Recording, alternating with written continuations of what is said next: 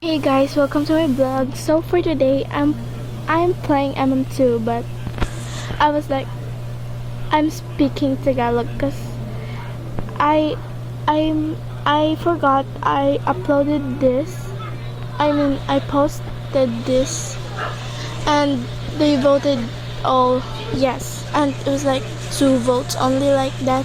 But for you, I will do that. I will do it. Don't forget to like and subscribe.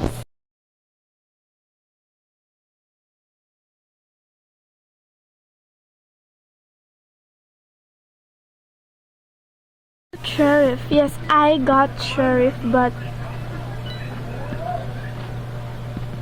so I leave that server. This is a new server again because I died and I rage quit. Sorry kung maingay kasi nga may nanonood sa likuran ko, pero guys, innocent tayo for today. Tagalog naman talaga ako, pero parang ang awkward kasi ito lang yung video ko na nagsasalita lang akong Tagalog, tapos yung iba puro English kasi nga yung may nanonood din sa akin sa ibang bansa, US, ganun, mga namimit ako taga ibang bansa, ganun. Anyway, kailangan natin makasurvive ngayon kasi nga innocent tayo, so good luck sa mga hero or sheriff dyan. May mga namamatay na nga, hindi ko alam kung ano-ano yan, basta nandun na yung murderer.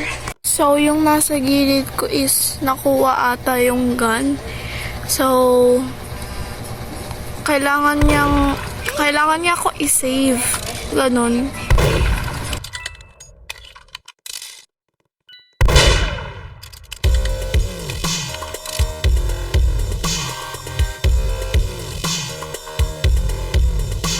Na-save ni ate girl buhay ko.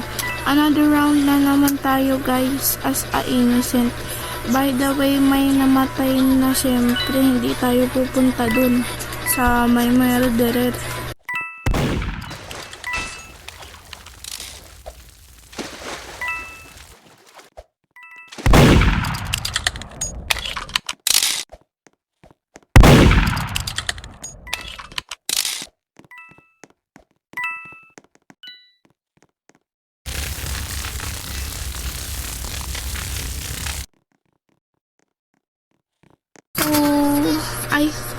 So sorry time tayo sa tungkol sa school ko. So di naman ako masyadong matalino ganun, pero ewan ko, napadpad ako ng section 1. Filipino talaga ako. Pero guys, hindi ko talaga alam bakit ako naging section 1 ganun, kasi nga parang unfair naman. Oo, aaminin ko di ako masyadong matalino, pero dapat nung grade 3 ako, section 1 ako, pero section 2 ako. 91 yung average ko nun guys, pero naging section 2 pa rin ako. Parang iniba, dapat kaklase ko pa rin yung mga kaklase ko nun that time, pero ako naging section 2, sila section 1 eh. Pero naging kaklase ko ulit sila nung grade 4 pati nung grade 5, kasi nga naging section 1 na ako nun. That time na-realize ko na parang pare-pares lang ang average ko kada year, kasi average ko lagi 91, tapos hindi man lang maging 92, hindi man lang maging 90, ganun. Lagi na lang 91. Parang, ewan na lang guys. Pero, congratulations sa mga with honors din sa inyo Uy, wait lang. Expectate. Ba't nagka-camp si ate ng gun? Buti na lang na na-report ko na. Another day, another slay. By the way, yun sa comment section ay as in, wala naman kasi talaga masyadong nanonood sa akin. Okay lang naman talaga sa akin yun, pero kung may magko-comment man dyan, sige mag-comment kayo, mag-dare kayo sa akin, kasi ang boring din naman dito sa bahay, diba? Kaysa naman mag-report lang ako sa Roblox na wala akong ginagawa, baka ako pa yung maban. Wait lang, yung gun! Ayun! Dali! Ayun nga, namatay pa nga. Uy!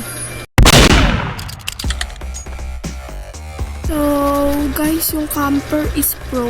Sana all trick shot pa kayo pag talon nyo, nasa-shot nyo pa. Kasi hindi na eh.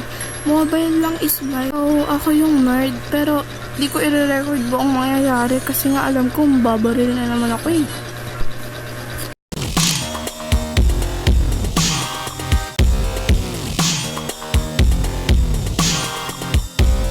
O, diba? Sabi ko sa inyo, pistot naman. Dito na po mag-end yung video. Thank you po sa mga nanood, sa mga nag-subscribe, at sa mga nag-like nitong video na to. Thank you so much. See you guys sa part 2. Ay, di ko alam kung magpo-part 2 baka, pero bye!